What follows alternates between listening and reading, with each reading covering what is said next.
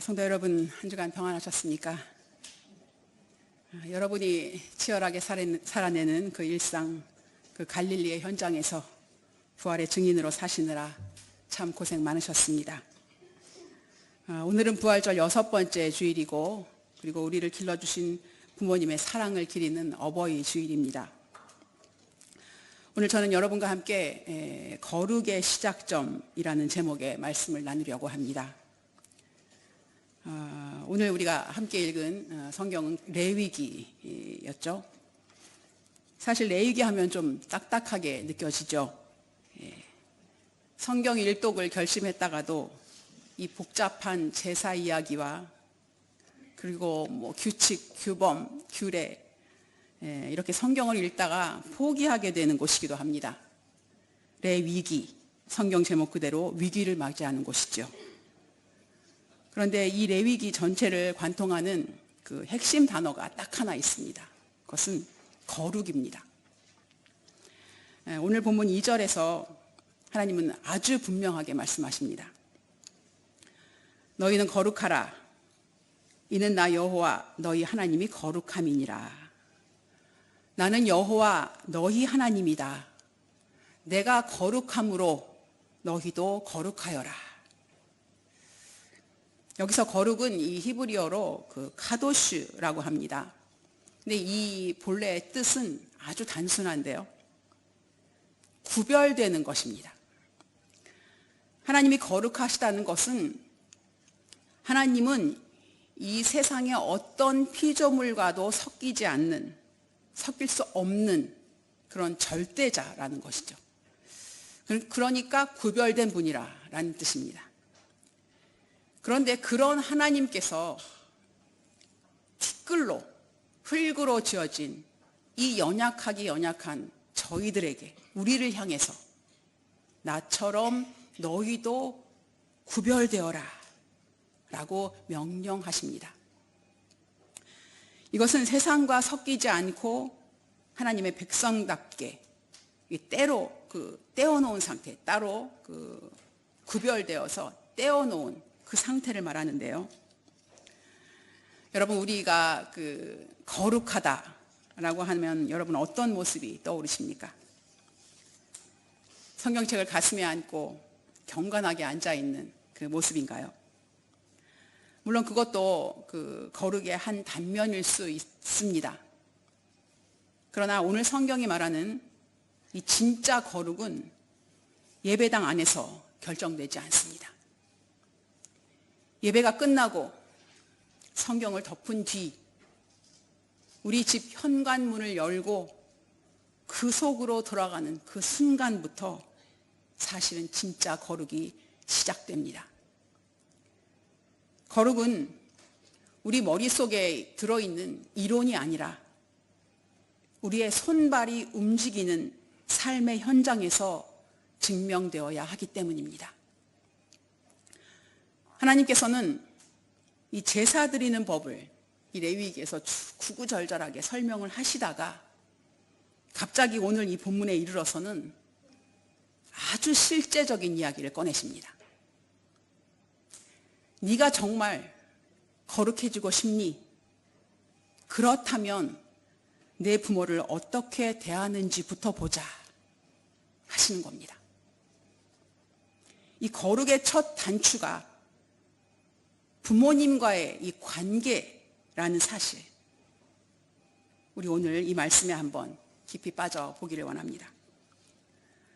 하나님은 이 거룩의 이 실천 목록을 이렇게 쭉 나열하시면서 오늘 이 3절에서 이렇게 시작을 하십니다.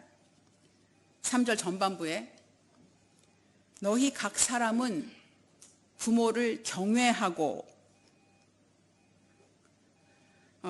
이 레위기가요, 27장으로 나눠져 구성되어 있는데 오늘 읽은 곳은 레위기 19장이죠. 근데 이 레위기 19장은 이 성경학자들이 성결법전이라고 부를 만큼 아주 중요한 대목입니다. 근데 여기서 우리는요, 이 내용의 이 독특한 배치에 주목을 해봐야 합니다. 특이한 점은 이 거룩의 실천 목록을 나열하시면서 하나님은 제사를 잘 드리는 법이나 도덕적으로 완벽해지는 그런 법을 먼저 말씀하시지 않습니다. 가장 먼저 부모와의 관계를 꺼내십니다. 참 신기하죠? 근데 이것은 거룩의 뿌리가 바로 가정에 있다는 것입니다. 우리는 아주 잘 알고 있죠. 출애굽기 20장에 나와 있는 10계명에서 제5계명에 부모님을 공경하라 라는 계명이 있죠. 근데 이곳에서는 너희 부모님을 공경하라고 하는 이 공경하라는 말이요, 히브리어로 카베드라고 하는 이런 단어를 사용했는데요. 근데 이 카베드는 어떤 뜻이냐면 무겁게 여기다, 존중하다, 공경하다라는 뜻이 있습니다. 그런데 오늘 이 레위기에서 쓰인 이 경외하다라는 말은 그 카베드와 다른 히브리어를 사용하고 있습니다. 이것은 경외하다라고 하는 야레라고 하는 히브리어를 사용하고 있습니다. 이 야레라는 단어는 원래 인간이 하나님을 대할 때만 쓰는 단어입니다. 하나님 앞에서 느끼는 그 거룩함과 그 두려움, 그리고 절대적인 그런 신뢰를 말할 때 이 단어를 야레를 씁니다. 그런데 이 성경 전체를 다 통틀어서 사람 관계에서 이 단어를 쓴 대상은 오직 부모님뿐입니다. 왜 하나님은 부모님께 이 야레라고 하는 경외라는 단어를 쓰라고 하셨을까요? 부모님은 하나님처럼 부모님을 하나님처럼 그렇게 신처럼 받들어라 라고 하는 뜻일까요? 아니죠. 부모라는 존재가 가진 그 권위는 우리가 정한 것이 아닙니다. 그것은 하나님이 직접 맡겨주신 권위입니다. 성경으로 말씀하시는 이 부모는 이 땅에서 하나님의 권위를 대리하는 분입니다.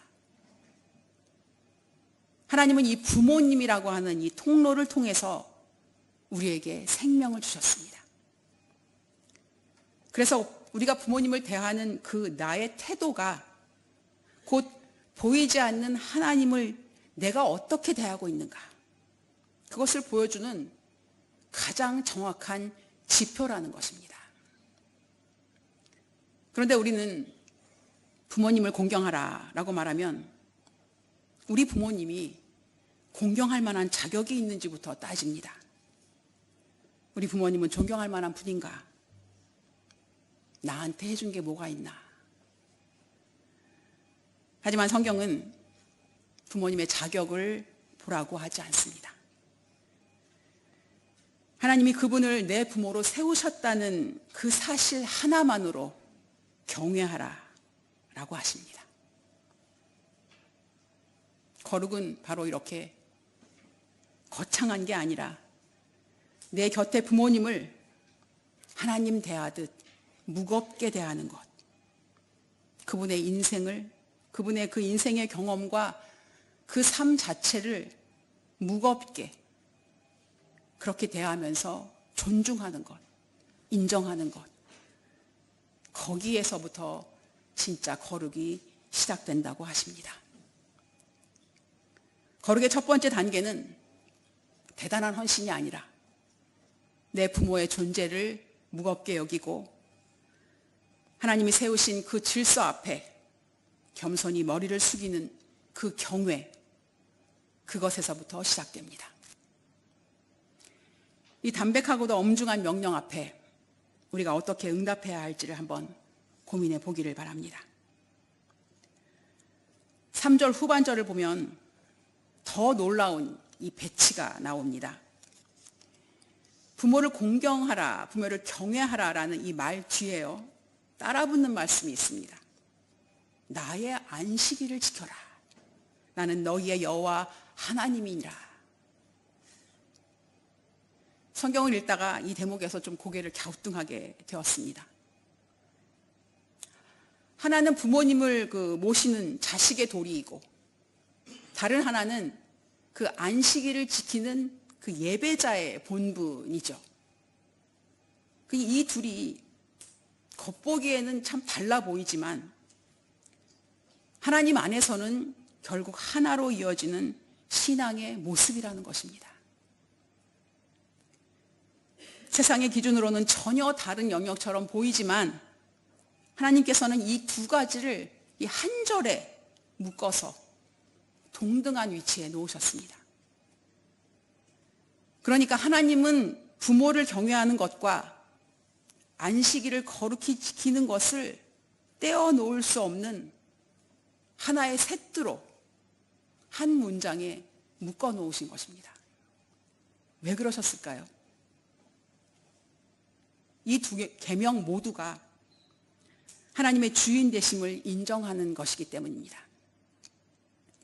안식일이 내 시간의 주인이 하나님임을 고백하는 거라면 부모님을 경외하는 것은 내 생명의 주인이 하나님이십니다 라는 것을 고백하는 겁니다.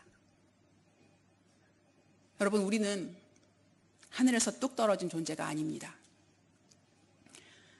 하나님께서는 우리에게 생명을 주실 때 우리의 부모님이라고 하는 통로를 선택하셨습니다.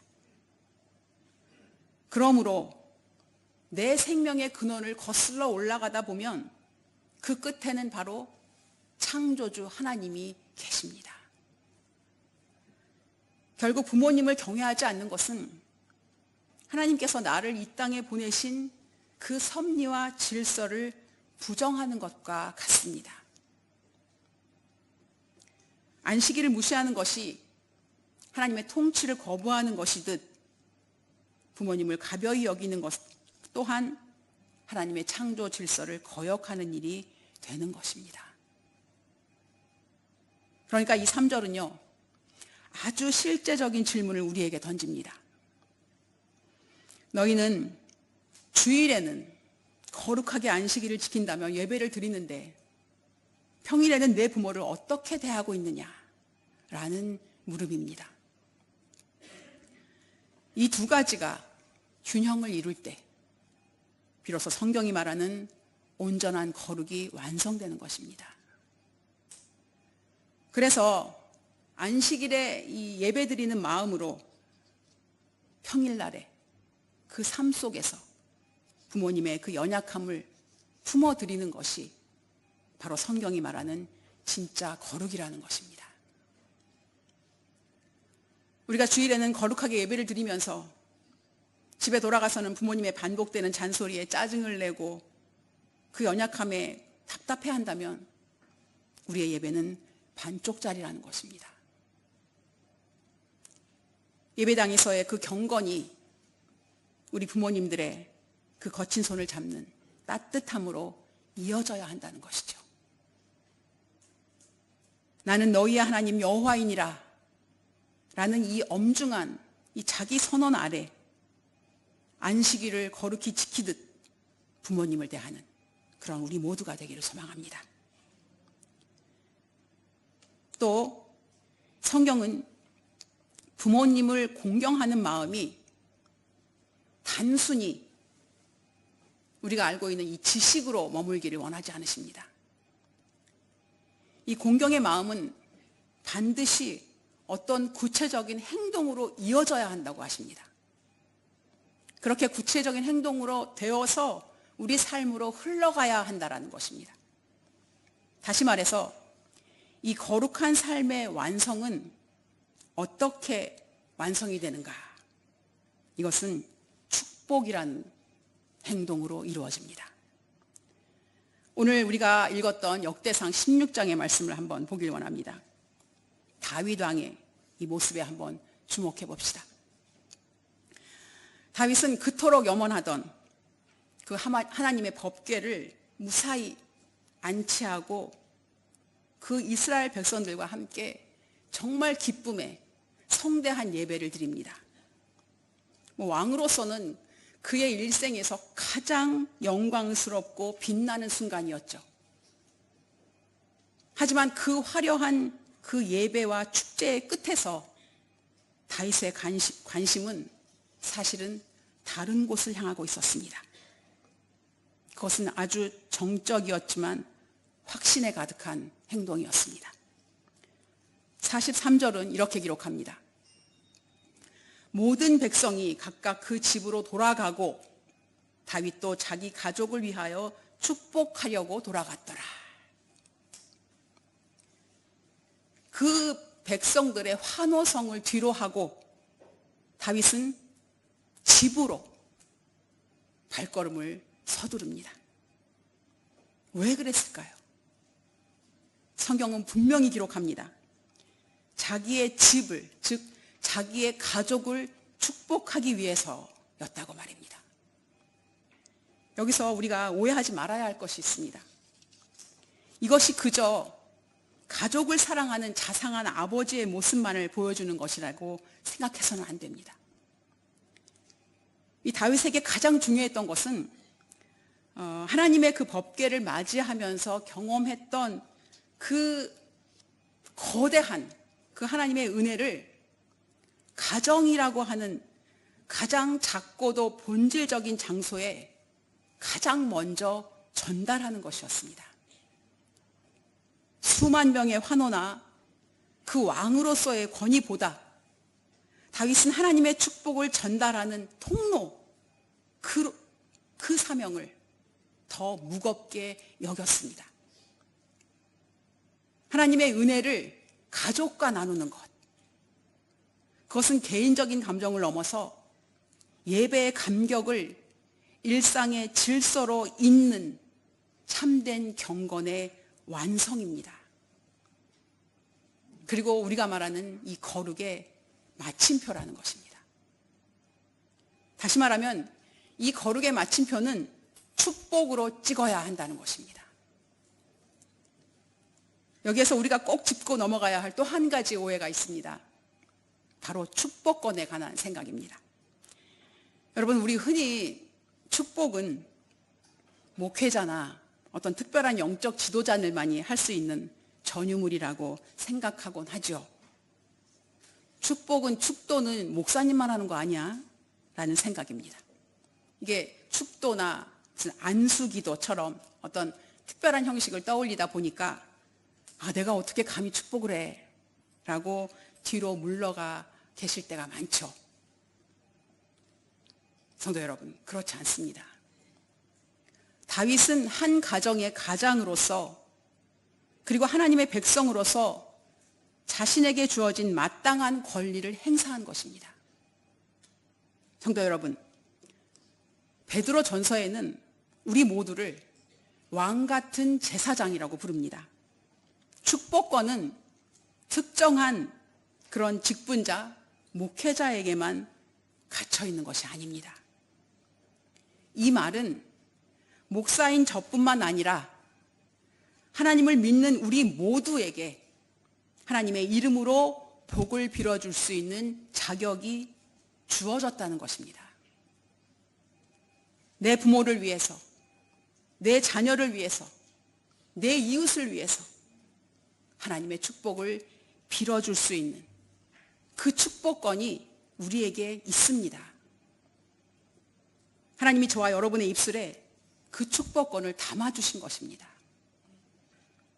여러분, 축복은 결코 높은 사람이 아랫사람에게만 주는 것이 아닙니다. 연세 드신 그 부모님이 자녀를 위해서 기도해 주시는 것도 축복이지만 자녀인 여러분이, 우리가 부모님의 손을 잡고 어머니, 아버지, 하나님께서 부모님의 그 노년을 평안하게 지켜주실 것입니다. 하나님이 정말 어머니, 아버지를 사랑하십니다. 라고 진심을 담아서 그렇게 축복하는 것. 바로 이것이 아름다운 축복입니다. 이렇게 자녀가 부모님을 위해서 축복을 빌고 또 부모님이 자녀를 위해서 기도하는 이 축복의 이 주고받음이 일어나는 곳이 바로 진짜 거룩한 가정입니다. 여러분, 이 귀한 자격을 묵혀두지 마십시오. 부모를 경외한다는 것은 단순히 그분의 말씀에 순종하는 그런 소극적인 태도를 넘어서 다윗처럼 적극적으로 내 부모의 삶 위에 하나님의 축복을 선포하는 자리에 서는 것입니다.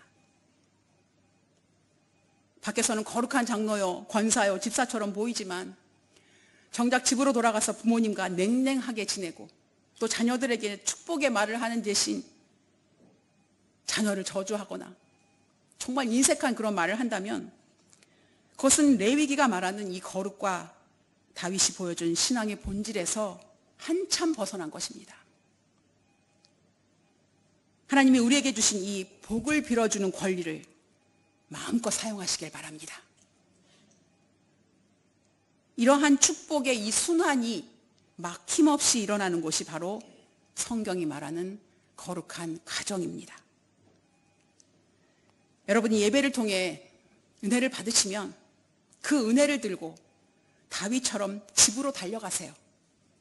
그리고 여러분의 부모님을, 여러분의 자녀를, 여러분의 배우자를, 여러분의 가족을 모두 마음껏 축복하세요. 예배를 마치고 집으로 돌아가시면 다윗처럼 여러분의 가족 한 사람 한 사람의 이름을 부르면서 따뜻하게 축복하십시오. 여러분의 그 말 한마디 한마디의 축복의 선포를 통해서 우리 가정에 하나님의 나라가 만들어질 것입니다. 말씀을 맺겠습니다. 하나님은 오늘 우리에게 나는 여호와 너희 하나님이다, 내가 거룩하니 너희도 거룩하라 라고 말씀하십니다. 이 거룩의 부르심은 사실 결코 어렵지 않습니다. 첫째는 부모님을 하나님의 대리자로 인정하며 경외하는 것입니다. 둘째는 안식일을 지키듯 일상 속에서 부모님을 소중히 대하는 것입니다. 세 번째로는 내가 제사장이라는 것 사실을 믿고 나의 가족을 뜨겁게 축복하는 것입니다. 부모님을 대하듯 내 마음이 곧 하나님을 향한 내 신앙 고백이 되기를 간절히 바랍니다. 이번 한 주, 오늘의 일본은 이 하하노히, 어머니 날이라고 하죠. 단순히 선물을 하나 드리는 것으로 만족하지 마시고 부모님의 손을 잡고 진심으로 축복을 빌어주세요. 우리가 정말 서로 경외하고 축복할 때 세상은 우리를 보면서 야, 진짜 하나님의 거룩한 백성이구나 라고 우리를 인정하게 될 것입니다. 성경이 말하는 거룩은 결코 멀리 있지 않습니다. 오늘 예배를 마치고 우리의 일상의 그 현장으로 돌아갈 때 다윗이 가졌던 이 마음을 우리도 품었으면 좋겠습니다. 그런 축복의 가정이 되시기를 주님의 이름으로 간절히 축복합니다. 우리 다 함께 이 제목으로 기도하길 원합니다. 하나님을 경외하듯 부모님을 온 마음으로 경외하며 다윗처럼 예배의 은혜를 들고 집으로 돌아가 내 가족을 뜨겁게 축복하는 거룩한 제사장의 삶을 살게 하소서라고 우리 이 기도 제목 가지고 잠시 기도하도록 하겠습니다. 아버지, 나는 여호와 너의 하나님이다, 내가 거룩하니 너희도 거룩하라고 말씀하십니다. 이 거룩의 부르심에 단지 우리가 어렵다 생각하지 말게 하시고 부모님을 하나님의 대리자로 인정하며 경외할 수 있도록 도와주시고 안식일을 지키듯 일상 속에서 부모님을 소중히 대할 수 있는 우리가 될 수 있도록 도와주시옵소서. 내가 제사장이라는 사실을 믿고 우리 가족을 뜨겁게 축복하는 자가 되게 하여 주옵소서. 예배를 마치고 돌아가 이제 다윗처럼 우리 가족 한 사람 한 사람의 이름을 부르며 따뜻하게 축복하게 도와주시옵소서. 그 축복의 선포를 통하여서 우리 가정에 하나님의 나라가 만들어질 것임을 믿고 기도하게 하여 주옵소서. 정말 우리에게 주신 이 복을 빌어줄 수 있는 권리를 마음껏 사용하는 우리가 되도록 주님 도와주시옵소서. 축복의 순환이 막힘없이 일어나는 그곳이야말로 거룩한 가정임을 잊지 않게 하시고 하나님, 우리에게 주신 그 은혜를 들고 다윗처럼 집으로 돌아 우리의 가족을 마음껏 축복할 수 있도록 주님 도와주시옵소서.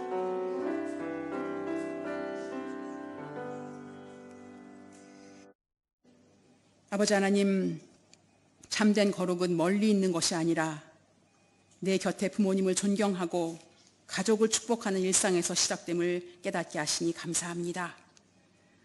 다윗처럼 예배의 은혜를 집으로 가져가 연약한 부모님과 우리 자녀를 위해 복을 빌어주는 축복의 통로가 되게 하여 주옵소서.